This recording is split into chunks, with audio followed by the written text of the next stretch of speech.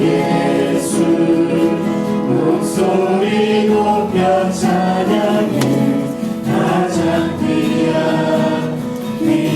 그 이름 예수 왕의 왕이 되신 주 예수 왕의 왕이 되신 주 예수 당신의 끝없는 사랑 오 예수 목소리 높여 찬양해 가장 귀한 그 이름 마지막으로 한 번 더 찬양합시다. 예수 왕이 되신 주 예수 왕의 왕이 되신 주 예수 당신의 끝없는 사랑 또 예수 목소리 높여 찬양해 가장 귀한 그 이름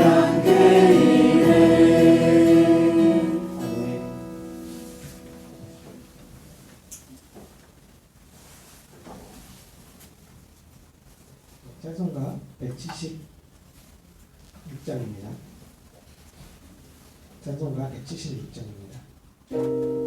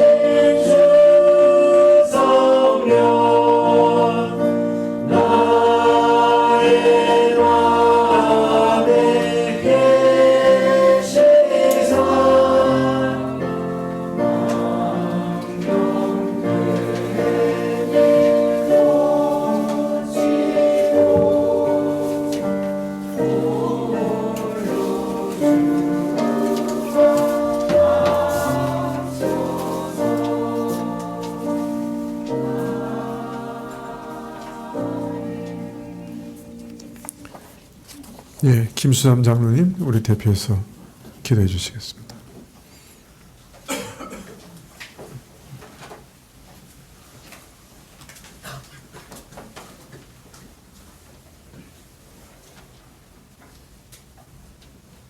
하나님, 이 시간 우리가 하나님께 예배드리고자 합니다. 예배드릴 때 저희들의 마음이 온전히 하나님께 모아지게 하시고 세상의 이들과 염려와 또 세상 계획들로 인하여 방해받지 않도록 주님께서 인도하여 주시옵소서. 아버지 하나님, 또 올 한 해가 거의 마무리되는 단계에 있습니다. 연초에 저희들이 하나님께 좀 더 기도하고 좀 더 하나님 말씀을 읽고 또 주의 자녀로 좀 더 아버지 하나님 살아가고자 그렇게 다짐하였지만 이렇게 보면 참으로 아버지 하나님이여 부족하고 또 하나님께 한없이 죄스럽고 혹하는 모습밖에 없는 것을 압니다. 그러나 하나님께서 그 가운데 우리를 또 인도하시고 은혜를 주셔서 또 세상을 살아갈 때 잘 견디게 하시고 또 평안을 누리게 하시고 은혜를 받게 하시는 것을 또한 기억합니다. 하나님 함께 하시고 또 새로운 한 해에는 더욱더 우리가 새롭게 다짐하고 또 하나님께 좀 더 가까이 갈 수 있도록 믿음을 붙들어 주시옵시고 온전하게 하여 주시옵소서. 특별히 교회에 청년들과 학생들이 있나이다. 저희들이 여러 가지 진로와 또 아버지 하나님이여 시험을 앞두고 있는 그런 가운데 있을 때 하나님께서 함께해 주셔서 참으로 지혜를 주시고 또 길을 열어주시고 아버지 하나님이여 온전히 함께 기도할 때 응답하여 주셔서 저희들이 하나님의 자녀로 살아가게 하여 주시옵시고 특별히 젊은 날에 하나님을 알고 하나님을 의지하며 평생을 살아가는 것이 가장 복된 것을 깨닫게 하여 주시옵소서. 특별히 아버지 하나님 또 교회 지체들 가운데 육적으로나 심적으로 여러 가지 지치고 낭망하고 또 힘든 그런 지체들이 있나이다. 하나님께서 함께하여 주셔서 치유하여 주시고 위로하여 주시고 하나님밖에 의지할 곳이 없어 하나님께 부르짖을 때 그 기도를 들어주시고 또 피할 길을 열어주시기를 원합니다. 주께서 온전히 우리의 구주가 되어주시고 우리의 위로자가 되심을 날마다 체험하며 하나님께 감사와 찬양을 드릴 수 있도록 인도하여 주시옵소서. 아버지 하나님 예배 시작하는 시간이 오니 마치는 시간까지 주께서 함께해 주시고 영광을 받아 주시옵소서. 감사드리며 예수님의 이름으로 기도드리옵나이다. 아멘.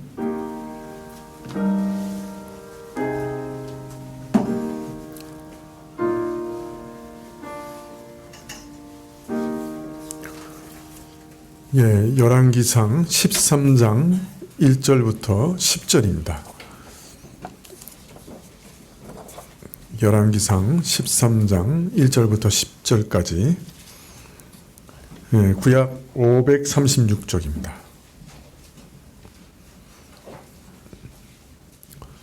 열왕기상 13장 1절부터 10절까지 함께 한 절씩 교도하시죠. 때에 하나님의 사람이 여호와의 말씀으로 인하여 유다에서부터 베델에 이르니 마침 여로보암이 단 곁에 서서 분향하는지라.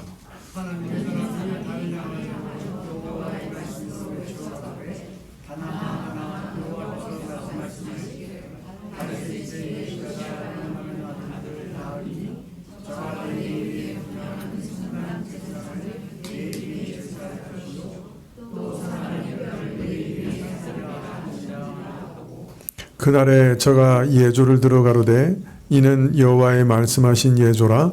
단이 갈라지며 그 위에 있는 재가 쏟아지리라 하매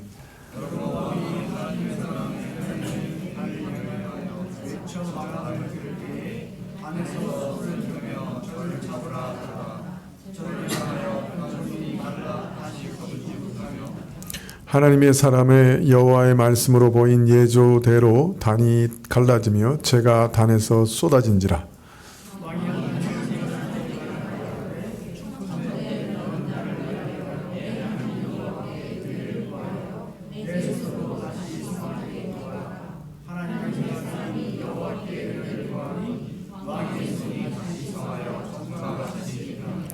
왕이 하나님의 사람에게 이르되 나와 함께 집에 가서 몸을 쉬라.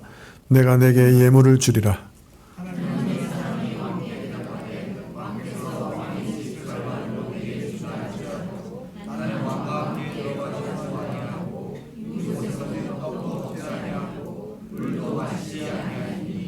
이는 곧 여호와의 말씀이 내게 명하여 이르시기를 떡도 먹지 말며 물도 마시지 말고 왔던 길로 도로 가지도 말라 하셨음이니라 하고 이에 다른 길로 가고 자기가 베델에 오던 길로 쫓아 돌아가지 아니하니라.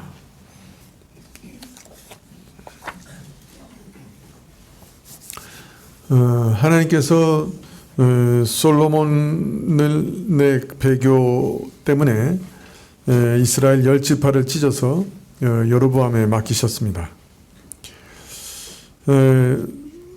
솔로몬의 마음이 하나님을 떠나 이방신을 섬기자 또 그들을 위해 산당을 짓자 이스라엘은 솔로몬의 영향을 받아 타락할 수밖에 없었습니다. 하나님께서는 이스라엘이 이런 솔로몬의 반역과 배도를 쫓아 하나님을 반역하지 않도록 새로운 지도자를 세우기를 원하셨지요. 그리고 새로운 지도자에게 기대하셨던 것은 다윗과 같은 믿음으로 믿음을 잘 지키고 이스라엘 열지파에게 다시금 순전한 믿음으로 하나님을 섬기는 것을 기대하셨습니다. 사실은 교회가 이렇게 갈라지는 것은 보통 일이 아니죠. 교회는 항상 한 교회입니다.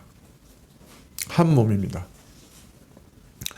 그래서 이스라엘이 한 번은 그 요단 동편에 있는 부족들이 이 여호수아의 인도함을 받고 요단 서편에 있는 땅을 점령할 때 그 지원군으로 함께 강을 건너와서 함께 싸웠죠.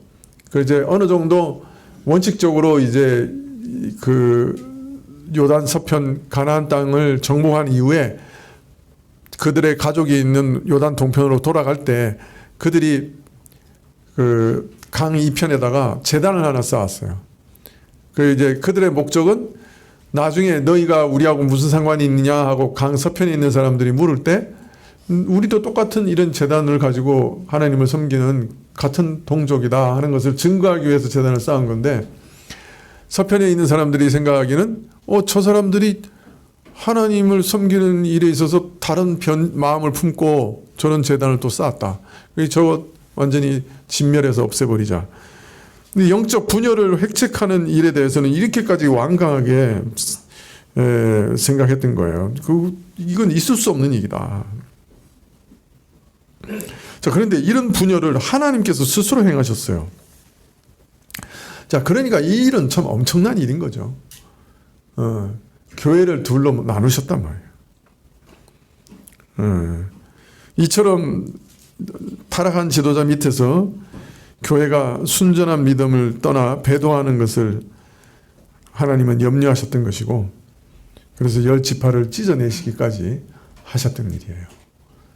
그러니까 사실 이 전체적인 성경의 흐름으로 봤을 때 이 남유다와 북이스라엘로 하나님께서 먼저 나누셨다고 하는 것은 굉장히 충격적인 사건인 거죠. 사실 이건 있을 수 없는 일인데 하나님께서 어떤 면에서는 죄의 오염을 막기 위해서 좀 궁여직책이라고 할 만큼 정말 이렇게 할 수 없는 일을 하셨던 거죠.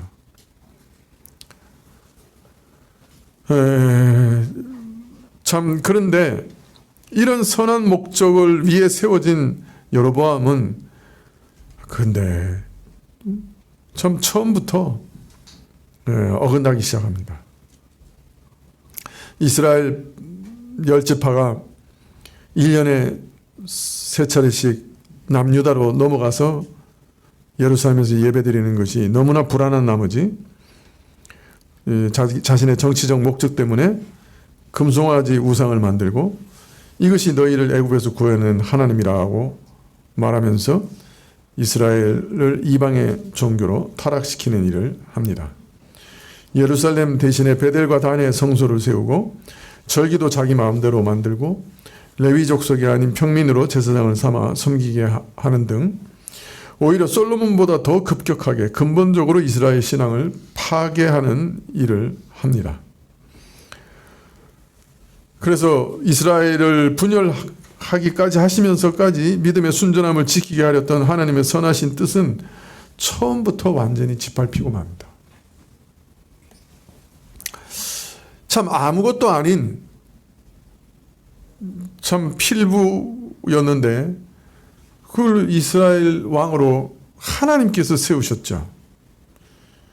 사람들의 마음을 움직여서 10지파의 지지를 받게 하신 분이 누구예요? 하나님이시거든요. 자신을 세우고 패하시는 이가 사람이 아니고 오직 하나님이시다 하는 것을 정말 알았다고 하면은 자신을 세우신 이가 하나님이셨다고 하는 것을 마음에 새긴 자였다고 하면은 사람의 움직임이나 동료에 불안하지 않았을 거예요. 사람의 마음에 연연하지 않았을 거예요. 사람들이 나를 따르느냐, 나를 칭찬하느냐, 내게서 돌아서느냐, 그것에 연연하지 않았을 거예요. 오직 하나님의 마음에 기뻐하는 그것만을 바라봤을 거예요. 사실 하나님이 그 일을 맡기셨잖아요.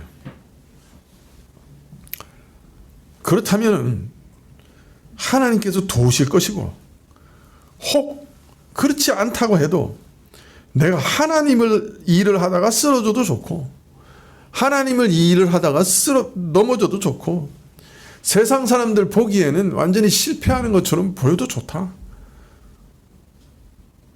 하나님만 나와 함께 하시면 된다.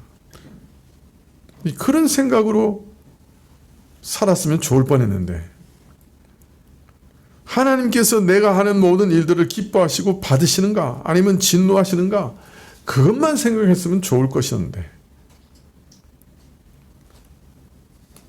이 어리석은 사람은 그 열지파의 지지로 자기가 왕이 된 것이 그 사람의 마음에 달려 있는 것이라고 생각한 거예요. 지금 있지도 않는 일을 미리 걱정해서, 아직 백성들의 마음이 변한 것도 아닌데 미리 염려해서 그 사람들이 나를 배반하고 나를 죽일 수도 있다.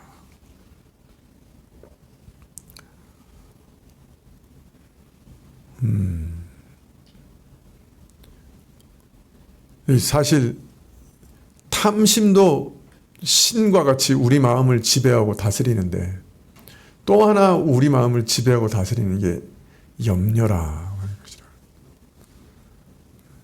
염려는 앞으로 일어날 일들에 대한 염려가 대부분인데, 사실 아직 일어나지도 않은 일인데 먼저 염려한 거예요.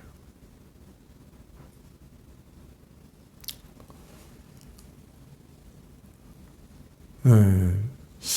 예수님께서 말씀하신 게 정말 진리세요. 내일 일은 언제 가서 염려하라고요? 내일 염려하라. 왜요? 내일 일은 우리가 오늘 감당할 능력이 전혀 없어요. 내일 일을 감당할 능력이 우리에게 아예 없어요. 그리고 그날 가면 그날 살 힘은 하나님이 주시는 거예요. 일용할 양식을 주시는 것처럼 매일매일 살 힘은 하나님이 주시는 거예요. 그래서 내일 가서 염려해라. 내일 일은 내일 염려해라. 한날 괴로움은 그날이 족하다. 매일매일 사는 법을 우리 신자들은 배워야 돼요. 무조건 내일 걱정은 어떻게 하셔야 돼요? 내일 한다고 하는 말은 지금 오늘은 걱정하지 않는다 하는 말입니다. 내 짐을 여호와께 그냥, 내 염려를 그냥 여호와께 내일 거는 탁 맡기는 거예요. 이거 훈련하셔야 돼요. 사실은 마음에 훈련하셔야 돼요. 예. 우리가 대부분의 염려는 뭐죠? 앞날에 대한 염려죠. 오늘 지금 일어난 일이 아니에요. 일어난 일을 염려하는 것도 간혹 있지만 아마 95% 이상은 내일일 거예요. 그죠? 우리의 염려라고 하는 게. 근데 훈련하셔요. 여러분, 내일 염려는 어떻게 한다고요? 어떻게 해요? 내일 가서 하지. 그리고 누구한테 맡겨요? 하나님께 탁 맡겨놓는 거예요. 하나님, 내가 염려하지 않겠습니다. 하나님께 맡깁니다. 그러면 아마 여러분의 염려의 몇 퍼센트? 95%는 없어질 거예요. 카네기였던 것 같은데, 내가 기억하기로는. 자기 염려를 쭉 적어가지고 책상 밑에 넣어놨대요. 몇 년 후에 들춰보니까 90몇 %는 아예 일어나지도 않았다. 그 염려에. 예. 아마 여러분도 마찬가지일 거예요. 여러분의 염려를 쭉 적어 놓으셨다가 몇 년 후에 다시 들춰보면 아예 그 염려들은 실현되지 않고 일어나지도 않았다 하는 것을 발견하실지 모르겠어요. 이 여로보암이 멸망한 이유는 뭐였어요? 일어나지 않은 일인데 미리 염려한 거죠. 그 염려를 하나님께 맡기지 못했던 거죠. 그래서 일어나지 않은 일을 대비해서 정말 엉뚱한 일을 한 거예요.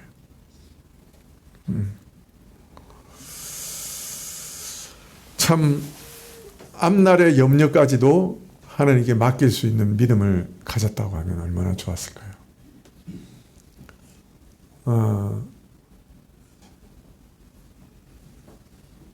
자신을 세우신 분이 하나님이신 것을 믿고 자신의 운명과 지위와 가진 모든 것을 하나님께 맡길 수 있는, 의탁할 수 있는 믿음이 있었다고 하면 얼마나 좋았을까요?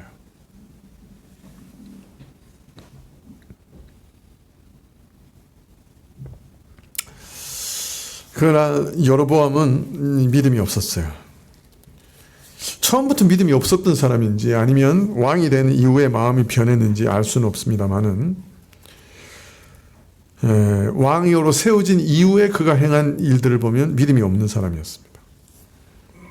이스라엘을 다윗 왕과의 부패한 신앙에 물들지 않도록 하기 위하여 신앙의 순수성을 지키기 위해서 오히려 여로보암을 세우신 건데 여로보암은 이 뜻을 완전히 짓밟아버리고 그 이후 이스라엘의 역사는 이 한 행동으로 말미암아 결정나고 말았습니다.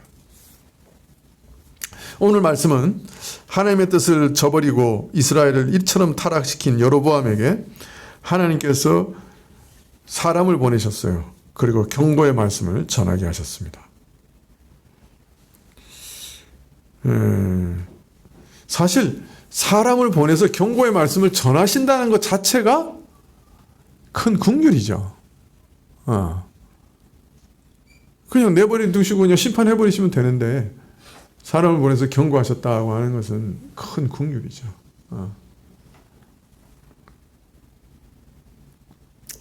13장 1절에 때 하나님의 사람이 여호와의 말씀으로 인하여 유다에서 베델레 이르니, 하나님의 사람이 선지자가 어디서부터 왔어요? 예? 유다에서 왔어요. 남쪽 나라에서 온 거예요. 여러분 여기서 금방 좀 의아하지 않습니까? 왜 여로보암, 북이스라엘의 왕인 여로보암에게 말씀을 전하기 위해서 남유다에서 사람이 왔을까요?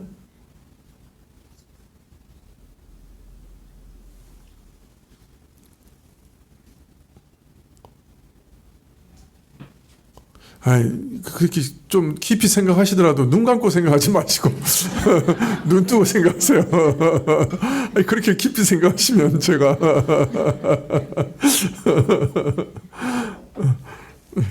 역대하 11장 13절 이하에 보면요, 여로보암이 단과 베델에 우상 성소를 짓고 일반인들로 제사장을 삼자 온 이스라엘의 제사장과 레위 사람이 그 모든 지방에서부터 르호보암으로 갔다, 이렇게 기록되어 있고요.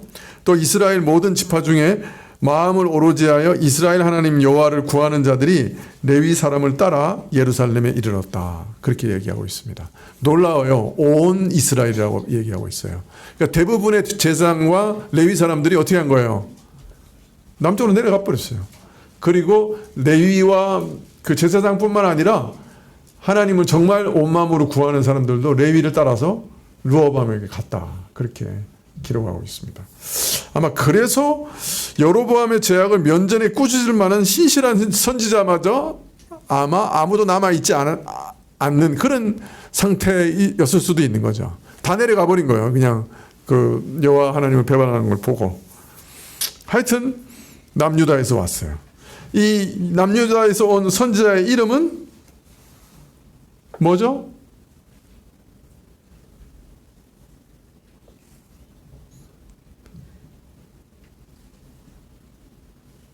네? 이름이 뭐예요? 무명씨. 예, 이름이 없어요. 무명씨. 예, 예. 다만 하나님의 사람이라고 기록되어 있습니다.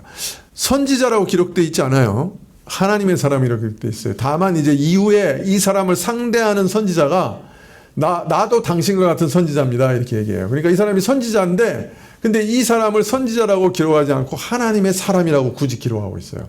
이거 굉장히 중요한 포인트예요, 여러분. 기억하세요. 다음번에 일어나는 사건을 이해하는 데 아주 중요한 포인트예요. 하나님의 사람이라고 하는 말은 처음 누구에게 쓰였냐 하면 모세에게 쓰였어요. 하나님의 사람 모세. 그 다음에 누구에게 쓰였냐면은 사무엘에게 쓰였어요. 그 다음에 또 누구에게 쓰였냐면은 이스라엘과 남유다 간의 전쟁을 막았던 스마야 선지자에게 쓰였어요. 하나님의 사람. 예, 그래서 이 호칭은 지금 남유다에서 보낸 이 선지자가 정말 하나님의 사람이다. 참 선지자다 하는 것을 어떤 면에서는 강조하여 알리고 있다고 할 수 있습니다. 선지자라고 할 수도 있는데 선지자죠. 그런데 하나님의 사람이라고 하는 아주 더 큰 명칭이잖아요. 모세가 한테 불림을 받았던 명칭을 쓰고 있는 거예요. 그러니까 이 하나님의 사람이라고 하는 이 명칭은 다른 말로 말하면 이 선지자가 정말 하나님의 사람이다. 하나님이 보내신 참 선지자다. 이거를 지금 강조하고 있는 거예요. 요 포인트 위에 서야 다음 시간에 우리가 읽을 그 사건이 제대로 이해할 수 있어요. 보면 13장 끝까지 이 사람은 계속 하나님의 사람이야. 그렇게 나옵니다. 참 선지자라는 것을 강력하게 암시하고 있다. 이걸 먼저 이렇게 잊지 마세요. 자, 13장 1절 하반절에 마침 여로보암이 단 곁에 서서 분향하는지라 유다로부터 하나님의 사람이 베들레에 올라왔을 때 여로보암이 마침 그 거짓된 그 성소에서 제단에 올라가서 분향하고 있었어요. 2절에 하나님의 사람이 단을 향하여 여호와의 말씀으로 외쳐가르되 다나 다나 여호와께서 말씀하시기를 다윗의 집에 요시아라 이름하는 아들을 낳으리니 저가 내 위에 분향하는 산당 제사장을 내 위에 제사할 것이요 또 사람의 뼈를 내 위에 사르리라 하셨느니라. 선지자는 제단을 향해 외칩니다. 여러분, 왜 하나님의 사람이 여로보암이나 그 백성들을 향해 외치지 않고 비인격체인 단을 향해 외쳤을까요?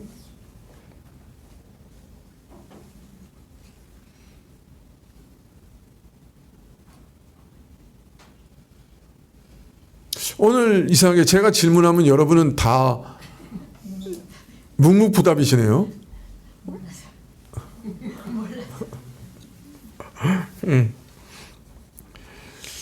이것은 일종의 수사적인 표현으로 보입니다. 단은 북이스라엘의 모든 종교와 그 우상 숭배 행위를 아우르는 표현이라고 할 수 있겠죠.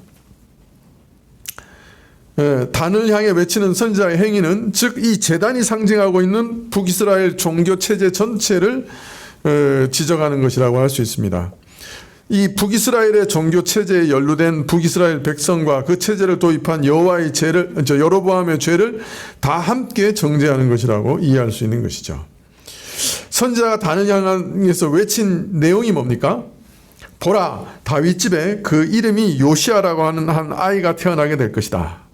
예, 즉 하나님 앞에서 친히 다윗 집에 요시아라고 하는 왕을 일으키실 것을 선언한 다음에 그가 행할 일을 알립니다. 저로 하여금 이 제단 위에서 하나님의 뜻을 거슬려 자기 마음대로 세운 이 제사장들을 죽여 제사함으로써 여로보암이 행한 우상을 만들고 성소를 세우고 자기 마음대로 제사장을 세우고 불법 예배를 드리는 것을 심판하리라. 즉 제단에서 제사하는 제사장들을 죽이리라. 이들은 하나님이 세운 제사장들이 아니다. 이렇게 말하고 있는 것이죠. 여로보암이 자기 마음대로 세운 불법적인 자들을 죽여서 이 단에 제사하게 함으로써 여로보암이 행한 일이 하나님 앞에 심히 악한 일이고 하나님의 뜻을 거스린 불법이라고 하는 것을 증거하게 될 것이다 라고 말씀하고 있습니다. 죽은 자의 시체의 뼈를 이 제단 위에 불사를 것이다. 그래서 제단을 더럽힐 것이다. 그래서 이 제단이 하나님께서 받으실 수 없는 부정한 것임을 명백하게 천하에 드러내실 것이다. 이렇게 말합니다. 자, 이 예언은 몇 년 후에 성취됐어요? 요시야가 300년 후의 사람이에요. 남유다 제16대 왕인데 300년 후의 왕입니다. 그래서 왕하 23장 15절 이하에 보면 이스라엘로 범죄케 한 느밧의 아들 여로보암이 베델에 세운 단과 산당을 왕이 헐고 또 산당을 불살하고 빻아서 가루를 만들며 또 아세라 목상을 불살랐더라. 요시야가 몸을 돌이켜 산에 있는 묘실들을 보고 보내어 그 묘실에서 해골을 취하다가 단 위에 불살라 그 단을 더럽게 하니라. 이 일을 하나님의 사람이 전하였더니 그 전한 여호와의 말씀대로 되었더라. 그래서 요시야가 와서 이 말씀대로 그대로 행했죠. 예.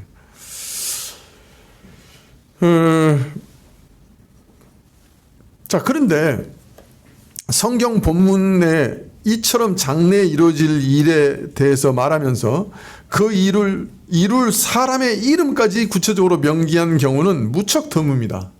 어떤 일이 있을 거라고 하는 일들은 많이 이제 기록하시지만은 누구라고 이름까지 기록하셔가지고 이 일을 할 거다라고 하는 예는 거의 없어요.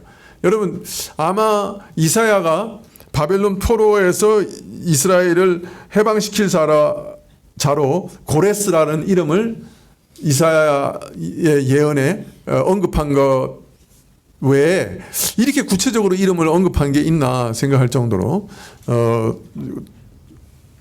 이렇게 300년 후에 활동할 사람의 이름과 구체적인 사역까지 미리 말씀하고 있습니다. 자, 이런 걸 보고 또 이렇게 공부 많이 한 학자분들은 이거 예레미야가 아마 이 열왕기를 기록할 때 요시야 사건을 알고 있었으니까 그냥 이 예언에다가 요시야라는 이름을 덧붙인 거다. 이렇게 막 얘기를 합니다. 참 머리 좋은 사람들이죠. 그러나 한번 생각해 보세요. 천지를 지으신 하나님이 천지를 지으셔가지고 지으실 때 그 모든 앞날의 설계를 만드시고 계획하신 분이 300년 후에 요시야 이름 모르시겠어요? 여러분의 이름을 천지가 지어지기 전에 생명책에 기록하셨다는 것을 믿으세요? 아멘이에요? 노멘이에요?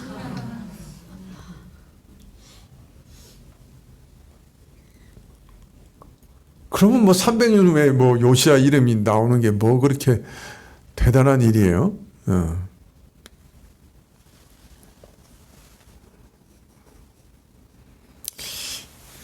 지금 여로보암은 베델과 단의 우상 숭배의 죄를 짓게 된 것이 다윗 왕조를 견제하려고 하는 의도에서 시작한 일인데, 사실은 그 악한 우상 숭배를 심판하는 것이 다윗 왕조의 후손이에요. 그러니까 불을 보듯 뻔하죠. 다윗 왕조를 견제하기는커녕 자기가 망하는 거죠. 3절에 그날에 저가 예조를 들어 가로되 이는 여호와의 말씀하신 예조라. 단이 갈라지며 그 위에 있는 재가 쏟아지리라. 그런데 그날에 바로 이거 이제 먼 앞날 300년 후의 일을 얘기하신 다음에 그 다음에 바로 그날 이루어질 일도 얘기하시는 거예요. 그래서 단이 깨져가지고 그 단에 있는 재가 쏟아질 거다. 이렇게 얘기를 하십니다. 오늘 바로 그렇게 될 거다. 눈앞에서 그렇게 될 거다. 자, 여로보암 왕이 베델에 있는 단에서 분향하고 있다가 그 남유다에서 온 하나님 사람의 말을 들었어요. 그 충격적인 얘기를 들은 거예요. 그죠? 그 완전히 그 단과 그 모든 제도가 그런 게 다 멸망하게 되고 또 부정하게 될 거다. 충격적인 얘기를 들었어요. 그럼 여러분 같으면 어떻게 하겠어요? 그런 충격적인 얘기를 들으면.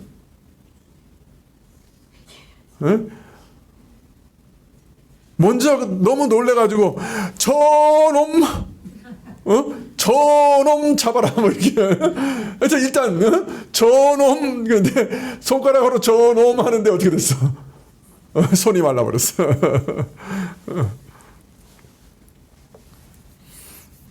4절에 여로보암 왕이 하나님의 사람의 베델에 있는 단을 향하여 외쳐 말함을 들을 때 단에서 손을 펴서 저를 잡으라 하더라.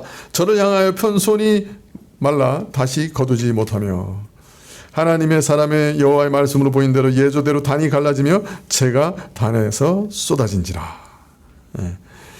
신탁이 갑자기 선포되는데 충격을 받았어요. 놀란 나머지 손을 뻗어가지고 저놈 하는 순간에 손이 말라버렸어요. 저놈 잡으라 할 때 그냥 이 손은 이미 말라버린 거예요. 동시에 제단이 갈라져서 재가 쏟아졌어요. 선지자가 말한 표적이 그대로 다 이루어진 거죠. 왜 손이 마비됐을까요? 하나님께서 왜 여로보암의 손을 마비시키실까요?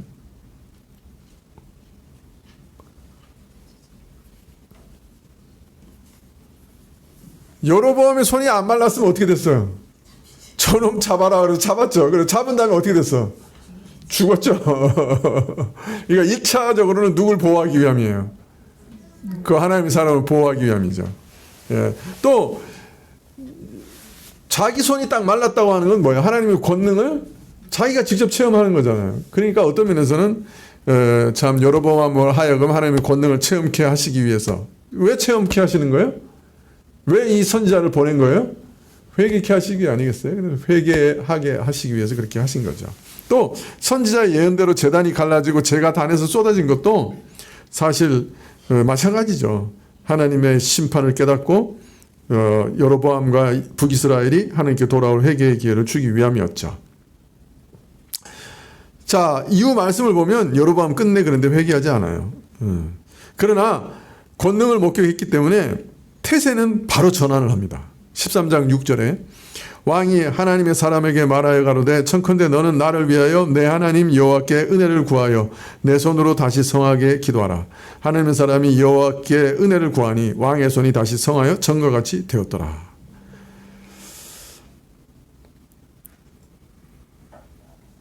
참 저는 하나님이 참 대단하신 분인 것 같아요. 또 여로보암이 부탁을 해서 또 손 좀 고쳐달라니까 또 고쳐주세요. 그게 참, 저 같으면 그냥 3대를 갈아 마셔도 시원치 않을 놈, 정말 이렇게 나를 배반하는 놈, 내 마음에 못질한 놈, 이양지 말른 손, 그냥 그렇게 살아. 이놈아, 그랬을 것 같은데. 그냥 다시 고쳐주세요. 이건 뭘 의미하는 걸까요?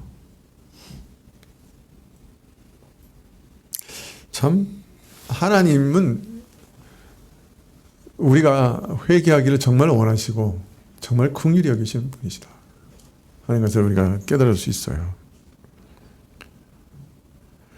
여로보암이 지금이라도 회개하면 그 손이 회복된 것처럼 너 모든 약속과 왕조가 다시 회복될 거다.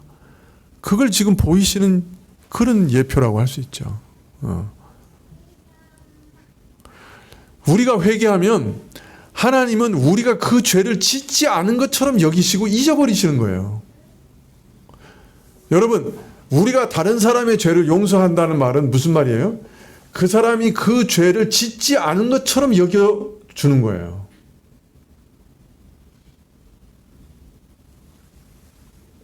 믿으십니까? 용서에는 그게 포함되어 있는 거예요. 내가 그 죄를 용서한 다음에는 그 죄를 다시는 기억하지 않는 걸 포함하고 있는 거예요.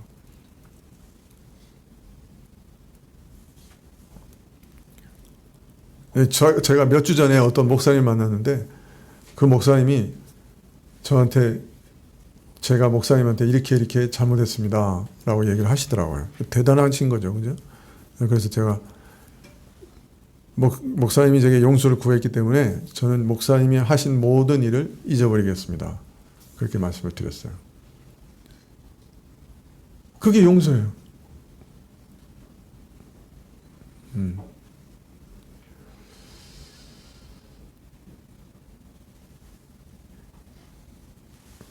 하나님께서도 이런 큰 죄를 지은 여로보암이지만은 회개하고 돌이키면 그 손이 회복되는 것처럼 모든 것을 다시 다 회복시켜 주시는 거예요. 다 잊어버리시고 다 회복시켜 주시는 거예요.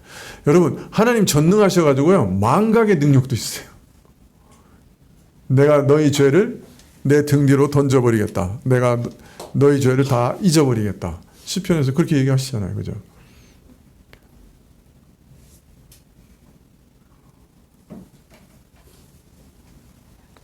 혹시 그러실지도 몰라요. 내가 몇 번 이게 진짜 내가 회개는 했지만은 이거 하나님께서 진짜 이거 용서하셨을까?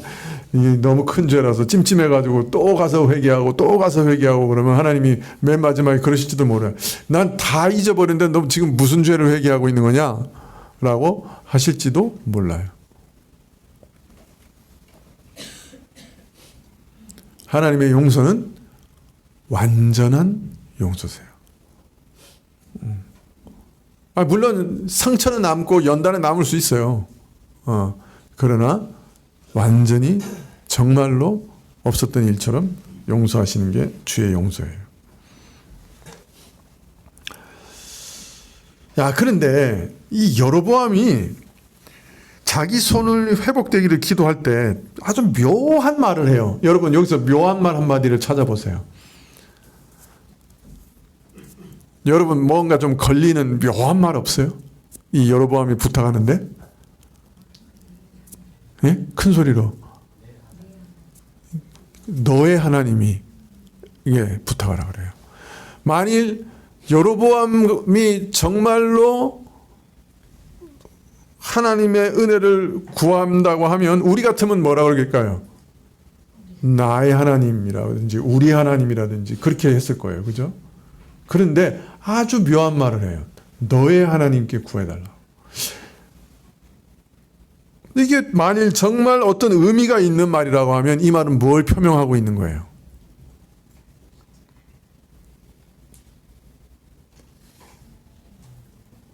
이게 여로보암의 생각을 반영하고 있는 어떤 말이라고 하면 이게 뭘 의미하고 있는 거예요? 자기 하나님이 아니고 선지자의 하나님일 뿐이야. 그 말은 무슨 말이에요? 여로보암이 이 일을 할 때, 정치적 욕심으로 이 일을 할 때 이미 의도적으로 하나님을 떠났다는 얘기예요. 비록 여로보암이 금송아지 우상을 만들어 놓고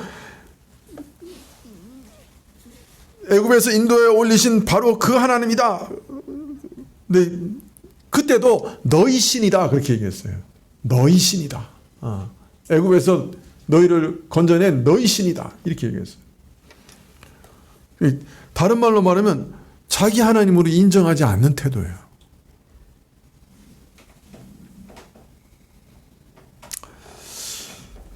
참 어리석은 사람이죠. 선지자의 기도로 자신의 손이 낫자 왕은 이렇게 얘기합니다. 7절에 왕이 하나님의 사람에게 이르되 나와 함께 집에 가서 몸을 쉬라. 내가 내게 예물을 주리라. 이 사람이 왜 예물을 주고 대접하겠다고 얘기를 하죠? 왜 호의를 베푼다고 얘기하죠? 감사해서 손이 마른 거를 거기서 그치는 게 아니겠죠? 그죠? 뭔가 무마하고 자신의 종교적인 정책을 지지하고 정당화하는 어떤 말을 선지자로부터 회유해서 끄집어내고 싶었던 거겠죠.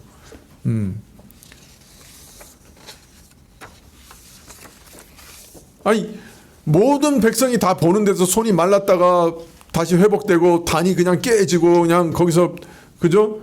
죄가 흩어지고 그러니까 백성들도 다 저 사람 진짜 하나님이 보내신 선지자네 이런 생각하고 있었을 거 아니에요, 그죠? 그러니까 그 선지자를 다 구워 삶아가지고 그죠? 뭔가 자기에게 유리한 말을 한마디라도 이끌어내면 그 백성들 앞에서 지금 백성들 때문에 지금 전전긍긍하는 사람인데 그 백성들한테 그 완전히 하나님부터 부정당했다고 하는 것이 명명백백하게 드러나는 사건인데 그 선지자로부터 무언가 그래도 이걸 만회할 만한 말 한마디라도 만들어내면 그래도 조금 반전이 일어날 수 있으니까 그 구워 삶으려고 그렇게 한 거죠. 그래서 13장 8절에 이렇게 얘기합니다. 하나님의 사람이 왕께 대답하되 왕께서 왕의 집 절반으로 내게 준다 할지라도 나는 왕과 함께 들어가지도 아니하고 이곳에서는 떡도 먹지 아니하고 물도 마시지 아니할 것입니다. 이는 곧 여호와의 말씀이 내게 명하여 이르시기를 떡도 먹지 말며 물도 마시지 말고 왔던 길로도 도로 가지도 말라 하셨습니다 하고 이에 다른 길로 가고 자기가 베델에 오던 길로 쫓아 돌아가지 아니하니라. 예. 선지자가 왕국의 절반 준다고 해도 난 당신 집에서 먹거나 마시지 않을 거요. 아주 단호하게 여로보암의 접대와 허위를 거절하고 그와 어떤 관계도 맺기를 거부합니다. 여기서 먹지도 않고 마시지도 않는다는 말은 이 땅에 대한 북이스라엘에 대한 하나님의 진노를 표현하는 말인 동시에 어떠한 접대도 받지 않겠다라고 하는 것을 단호하게 얘기하는 거죠. 하나님께서도 그걸 명령하신 거예요. 그죠? 여로보암의 어떤 대접도 받지 마라. 물까지도 마시지 마라. 다시 왔던 길로 돌아가지 마라. 하나님께서 명령하신 예언하신 이 심판은 다시 돌이켜지지 않는다 하는 것을 몸으로 보이는 일이라고 할 수 있을 겁니다. 그래서 베델에 올 때 길 말고 다른 길로 돌아갔습니다. 자, 이제 그 다음에 정말 이상한 사건이 하나 일어나죠. 예, 여러분 이제 이거 보시면 알겠는데 정말 이상한, 정말 해석하기 어려운 사건이 하나 일어납니다. 예, 그 사건은 다음 주에 살펴보십시다. 예. 하여튼 열왕기 기자는 이 사건의 결과에 대해서 왕상 13장 33절에 이렇게 기록하고 있어요. 여로보암이 2일 후에도 그 악한 길에서 떠나 돌이키지 아니하고 다시 보통 백성으로 산당의 제사장을 삼되 누구든지 자원하면 그 사람으로 산당의 제사장을 삼았으므로. 예. 제단 앞에서 하나님의 능력을 자기 몸으로 체험했고 눈으로 제단이 갈라지는 것을 목격한 사람이에요. 그리고 선지자의 기도를 통해서 자기 손이 다시 낫는 것을 경험한 사람이에요.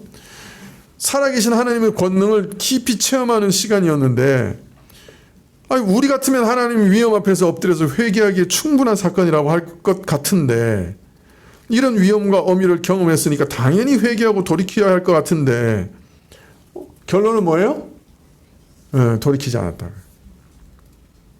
그 일, 평민으로 제사장 삼는 거 계속 고집하고, 그 제단에서 우상 숭배하는 거 계속 고집하고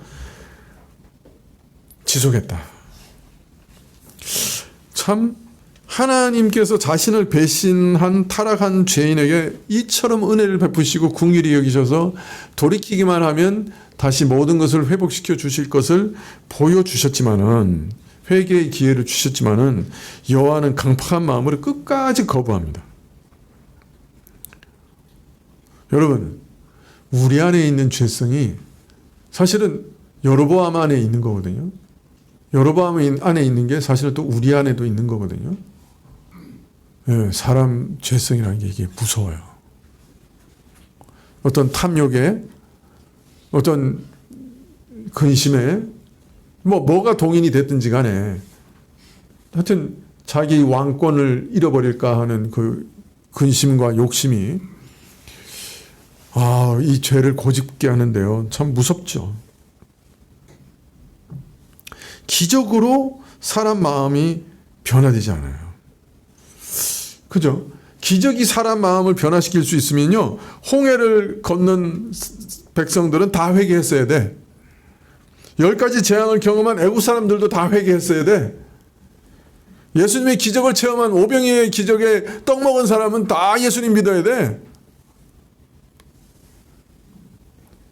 그런다 기적이 사람을 회개케 할 수 없었어요. 여러분, 이 회개하고 예수님을 믿는다고 하는 것은 대단한 기적이에요, 사실은.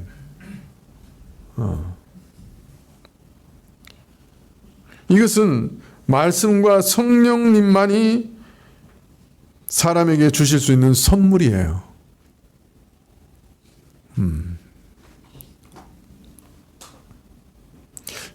우리는 이런 오늘 사건을 통해서 사실 기적을 자신이 체험했다는 사실이 또는 자신이 기적을 행했다는 사실이 자신이 하나님의 사람이고 참 믿음을 가졌다는 증거가 될 수는 없다 하는 사실을 알 수 있습니다.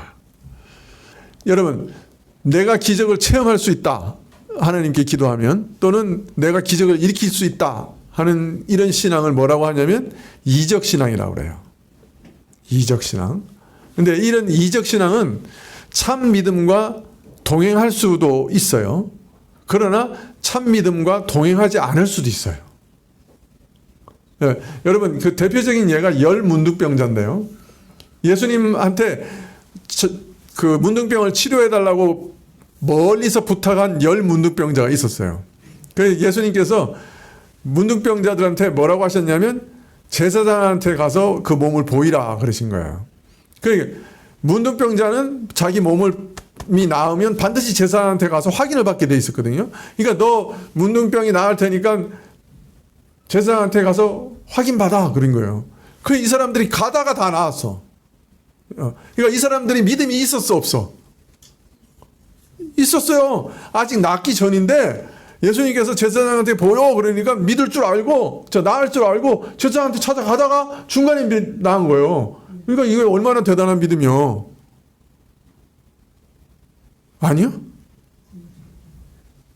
아니 우리 같으면은 멀리서 내 병 좀 낫게 해주세요 그런데 야 그 의사한테 가서 확인해봐 다 나았어 그러면 지금 당장 안 나으면 지금도 막 문둥병이 막 이렇게 있으면은 에이 진짜 나을까 안 나을까? 그런데 어떻게 가다가 갔는데 안 나았다 그러면 창피해서 어떻게 해? 의사 만나러 안 갈 수도 있잖아요. 근데 갔다니까. 나을 줄 알고 갔단 말이에요. 이 사람들 대단한 믿음 가진 거죠. 그런데 그 중에 한 사람이 자기가 나은 걸 보고 예수님께로 돌아와. 그리고 와서 예수님께 엎드려 절하면서 감사를 표해요. 사실 유대인들은 사람에게 엎드려서 절하지 않거든요. 오직 하나님께만 엎드려 절하는 거예요. 그러니까 이 문둥병을 낳은 사람은 그 자신의 경험 속에서 예수님이 누군가 하는 것을 깨달은 거죠. 그래서 와서 엎드려 감사를 표하니까 예수님 뭐라 하세요? 또 다 낫지 않았느냐? 너 혼자만 하냐? 그러시면서 네 믿음이 너를 구원했다. 그거는 그 사람의 믿음이 나병을 낫게 했다는 그 말 아니잖아요. 나머지 사람도 다 나병을 낳았는데 그가 나병이 낫는 그 과정을 통해서 예수님을 향해서 어떤 믿음을 갖게 됐고 돌아와서 감사를 표하면서 하나님께 예배드리는 같은 방식으로 예수님께 절하는 그 순간에 예수님께서 말씀하시기를 내 믿음이 너를 구원하였다. 그렇게 하셨죠. 그러니까 10사람 중에 구원 얻는 믿음은 한 사람만 있었던 거죠. 그러니까 이 이적신앙은 구원 얻는 신앙과 함께 갈 수 있어요. 그렇지만 이적신앙만으로는 사람을 구원할 수 없어요. 그래서 우리가 이런 신앙의 특징을 잘 이해해야 돼요. 그래서 교회에서 무슨 이적이 일어났다 이러면 막 사람들이 우르르 몰려가는데 그게 그 사람이 하나님의 사람이라는 보장도 안 돼요. 사실은 다른 용어로도 얼마든지 그게 가능하기 때문에 또 그렇지만 그 일이 그 사람을 구원하는데 그 기적들을 체험하는 사람들은 다 구원을 얻느냐? 그것도 아니라고요. 네. 제가 우리 어릴 때 우리 부모님이 신앙생활했던 그 목사님이 신유에 굉장히 은사가 있었던 분이에요. 그래가지고 막 인천 서울 각지에서 와가지고 머리 뒤밀었어요. 그래가지고 안수해가지고 많은 사람이 나왔어요. 그런데 한 10년간 그 사역을 하시다가 그 다음에는 일절 안 하셨어요. 예, 그래서 나중에 어떤 교인이 왜 목사님 그 신유 사역을 안 하시냐고 이제 물어봤거든요. 그랬더니 그 목사님이 그러시는 거예요. 10년간 그 사역을 했는데 우리 교회에 와서 정착한 사람은 없고 그 나은 사람들 중에 정말 예수님을 바로 믿는 사람도 내가 거의 못 봤다. 그래서 내가 그냥 이 사역을 안 한다. 그렇게 얘기를 하시더라고요.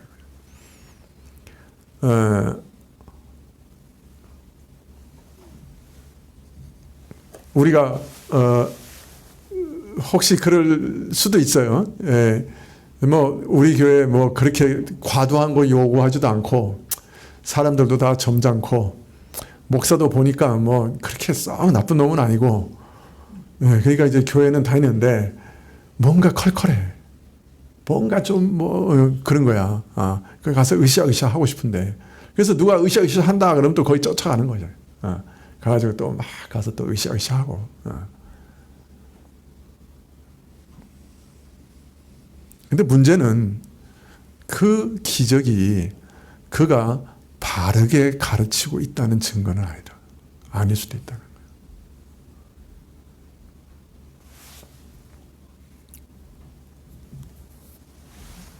그리고 기적이 내 마음을 변화시키는 것도 아니라는 거예요.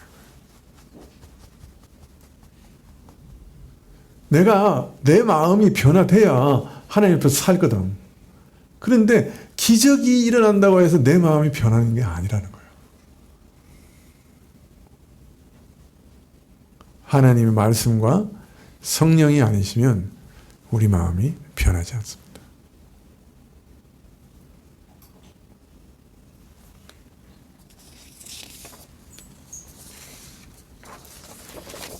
그래서 기적이 일어나는 데 가서 컬컬하다고 쫓아다니지 마시고 말씀 들으면서 기도하십시오. 내 마음을 변케 해주십시오. 성령님.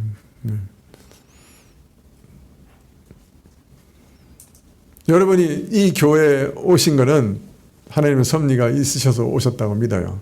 이 교회에서 전파되는 말씀 가운데 살라 하시는 하나님의 섭리가 있으리라 저는 믿습니다. 예.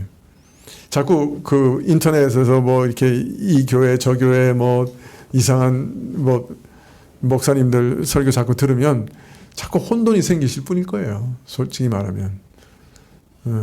요새 유명하다고 하시는 분들 거의 기복신앙이거든요. 처음 들으면 좋긴 좋겠죠. 뭐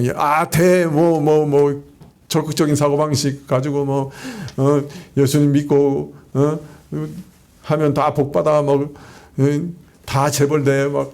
예전에 제가 어느 교회 신정 예배 갔는데 그분이 축도하시면서 그러더라고요. 올해는 우리 교우들이 모두 재벌되게 해주실 줄 믿사옵나이다. 성부와 성자와 성령의 이름으로. 충격받았어요. 여러분 그런 축도 받으면 기분은 좋지. 근데 그 교회에서 다 재벌 안 된 것 같은데.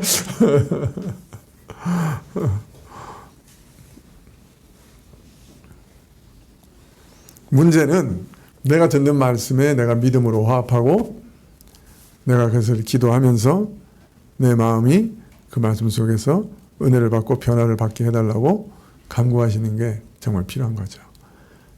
내가 뭐 많은 말씀을 들어서 내 마음이 변화되고 내 마음이 흡족해지고 기분 좋아지고 소망이 생기고 글쎄 모르겠어요. 근데 하나님이 주시지 않은 소망은 무슨 소망이 있어요. 기복신앙이 우리 마음을 잠깐 기쁘게 할지 모르지만은 탐심을 불러일으켜서 오히려 우리 믿음을 완전히 망가뜨리는 그런 위험성이 그 안에 자리 잡고 있는 것이죠. 34절에 이 일이 여로보암의 집에 죄가 되어 그 집이 지면에서 끊어져 멸망하게 되니라. 회개치 않고 죄를 고집하는 여로보암의 집이 이걸로 인해 망해버렸어요. 여러분 고린도전서에 보면 너희가 하나님의 성전을 파괴하면 더럽히면 하나님께서도 그 사람을 멸하시리라 파괴하시리라 그런 말씀이 있어요. 하나님의 교회는 너무너무 중요한 거예요.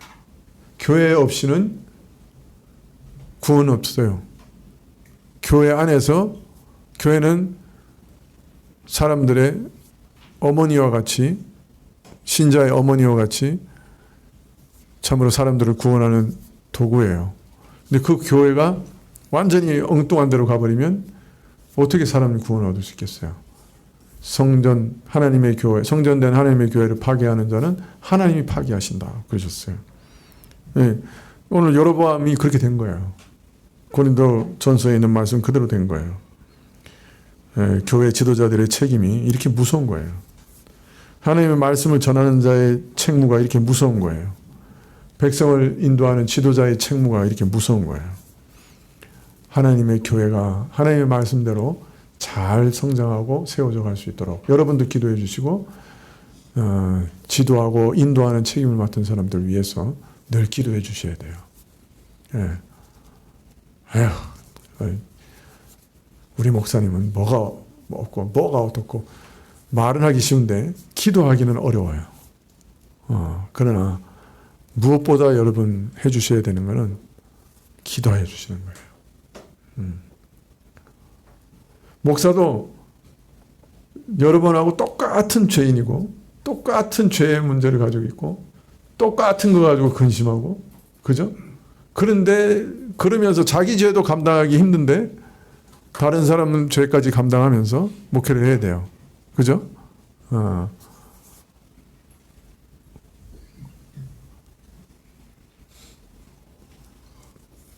여러분의 기도 없이는 정말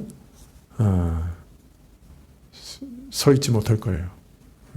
그래서 여러분이 끊임없이 기도해 주셔야 되고 또 말씀이 바로 전달되도록 또 이 교회가 말씀 위에 올바로 서 갈 수 있도록 정말 기도해 주셔야 돼요. 여로보암의 죄를 보세요. 무섭죠?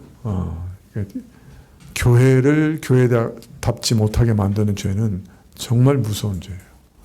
하나는 정말 솔직히 말하면 우리 한국교회 목사님들이 당할 일이 솔직히 두려워요. 저같이 무식한 사람이 봐도 정말 위험해요. 지금 이 나라의 교회가 지향하는 거나 전해지는 말씀이나 그 세워져가는 모습이 정말 아찔아찔해요. 우리가 이럴 때일수록 말씀이 우리에게 뭐라고 말씀하시는가 주의 깊게 잘 살피시는 여러분 되시기를 소원합니다. 기도하시겠습니다.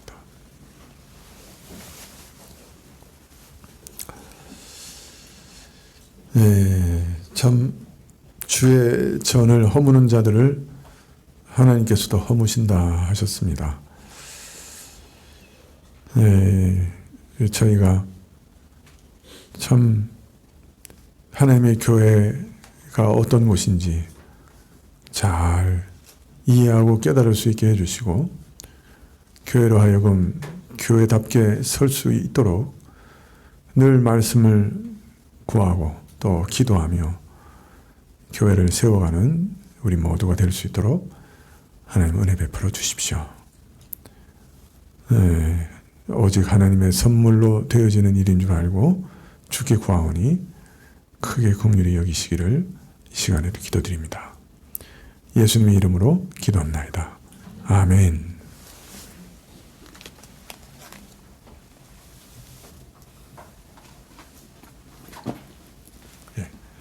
주기도문으로 예배를 마치겠습니다. 하늘에 계신 우리 아버지시여 이름이 거룩히 여김을 받으시오며 나라의 임하옵시며 뜻이 하늘에서 이룬 것 같이 땅에서도 이루어지이다. 오늘날 우리에게 일용할 양식을 주옵시고 우리가 우리에게 죄 지은 자를 사해 준 것 같이 우리 죄를 사해 주옵시고 우리를 시험에 들게 하지 마옵시고 다만 악에서 구하옵소서. 대개 나라와 권세와 영광이 아버지께 영원히 있사옵나이다. 아멘.